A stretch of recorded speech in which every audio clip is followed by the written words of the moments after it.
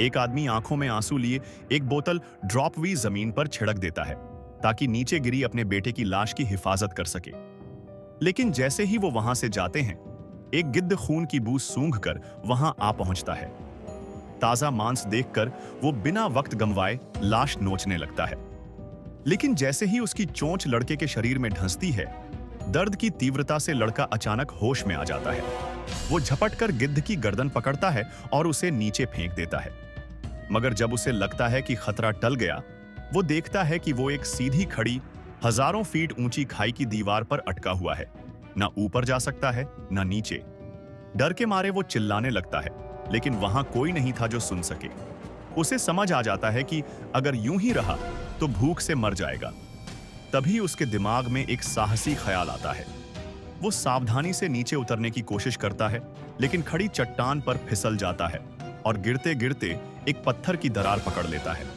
अब उसका पूरा शरीर हवा में झूल रहा था। तभी मौसम भी पलटता है, बारिश शुरू हो जाती है और चट्टान और भी फिसलन भरी हो जाती है।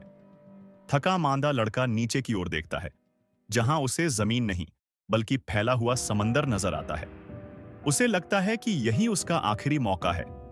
वो हिम्मत जुटाकर छलांग लगा देता है। अगली सुबह वो कीचड़ में बेसुध पड़ा हुआ आंखें खोलता है। उसकी एक टांग काम नहीं कर रही थी। वो घिसटते हुए एक पानी के गड्ढे तक पहुंचता है, जहां वो कुछ पीता है और एक केंचुआ भी मिल जाता है, जो उस वक्त किसी दावत से कम नहीं था। खाते पीते उसने अपने जूते से सूजी हुई टांग निकाली। हड्डी तक उखड़ी हुई थी। उसने 2 पत्थरों से हड्डी को ठीक किया, एक लकड़ी की छड़ी से टखने को बांधा और खुद को फिर से खड़ा किया। बहुत दूर चलने के बाद वो फिर उसी खाई के ऊपर पहुंचता है। वहां उसे अपने नाम की एक कब्र दिखती है, जो उसके पिता ने बनाई थी। असल में उसका पिता एक कबीले का मुखिया था। सबको लगा था कि लड़का मर चुका है, लेकिन पिता पूरी रात उस खाई के किनारे उसे पुकारता रहा। फिर मजबूरी में बाकी कबीले के साथ लौट गया, क्योंकि महिलाओं और बच्चों की देखभाल जरूरी थी। पिता के लौट जाने की खबर से वो टूट जाता है। तभी एक भयानक भेड़िए की आवाज गूंजती है। दूर जंगल में भेड़ियों का झुंड उसकी तरफ आ रहा होता है। वो लंगड़ाता हुआ उल्टी दिशा में भागता है, लेकिन भेड़िए तेज थे। एक ने पीछे से उस पर झपट्टा मारा। जान बचाने के लिए उसने चाकू निकाला और भेड़िए के गले में घोंप दिया। किसी तरह पेड़ पर चढ़ा। नीचे भेड़िए चांदनी रात में घुर्राते रहे, डरावना और खूबसूरत मंजर। अगली सुबह सारे भेड़िए चले गए, बस एक घायल भेड़िया रह गया। लड़का भाला बनाकर उसे मारने गया, लेकिन उसके दर्द भरे कराह सुन वो रुक गया। उसे अपना ही अकेलापन याद आया। उसने भेड़िए का मुंह बांधा और नदी किनारे ले जाकर जख्म धोए।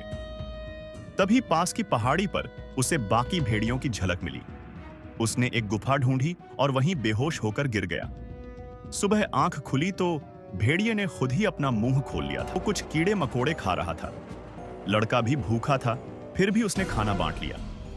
अब पेट भरने के लिए उसे शिकार पर जाना पड़ा।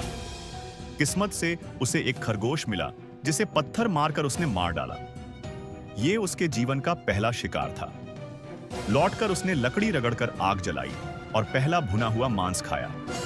भेड़िया भूख से ललचाया तो लड़के ने कहा, अगर खाना है तो तमीज से रहना होगा।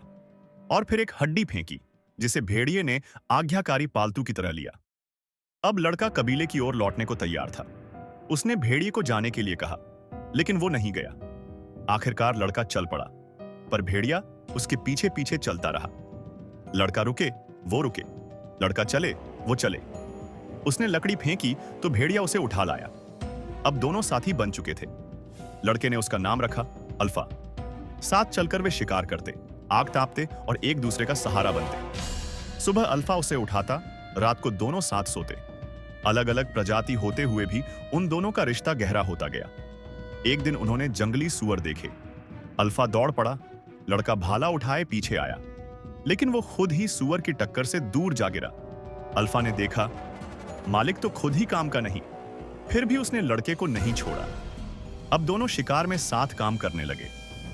अल्फा तेजी से शिकार करता, पर जब उसने पहले खाने की कोशिश की तो लड़के ने उसे मना कर दिया। ठंड बढ़ी तो अल्फा उसके पास सोने आया, लेकिन उसकी बदबू से लड़का परेशान हो गया। अगली सुबह उसे उठाकर नदी में नहला दिया। अल्फा की जिंदगी का पहला स्नान। वो खुशी से पानी में उछला और एक मछली पकड़कर मालिक को दी। लड़का मस्ती में सीटी बजाता और अल्फा को बेवकूफ बनाता, मानो उसके हाथ में खाना हो। दोनों का साथ अब दोस्ती से भी आगे बढ़ चुका था। सर्दियों में उनके शिकार करने के तरीके में गजब का तालमेल आ चुका था। लेकिन फिर एक रात जब वे खाना खा रहे थे, एक दहशत भरी गुर्राहट सुनाई दी। एक विशाल भेड़िया उनके पीछे खड़ा था। लड़का भाला उठाता है, अल्फा तुरंत दौड़ता है और उस भेड़िए को चाटकर मना लेता है। असल में वो उसका झुंड था। अल्फा ने वापस जाने का फैसला लिया। लड़का समझ गया, अल्फा अब अपने परिवार के पास लौटना चाहता है। अल्फा एक बार लड़के की तरफ देखता है और फिर अंधेरे में खो जाता है। अब लड़का अकेला है। हर रात उसे अल्फा की याद सताती है। फिर एक दिन तेज बर्फीले तूफान में उसे अल्फा की परछाई दिखती है। वो दौड़ पड़ता है, लेकिन बर्फ की परत टूटती है और वो पानी में गिर जाता है। बहाव उसे बहा ले जाता है। तभी एक भेड़िया बर्फ पर नजर आता है। अल्फा।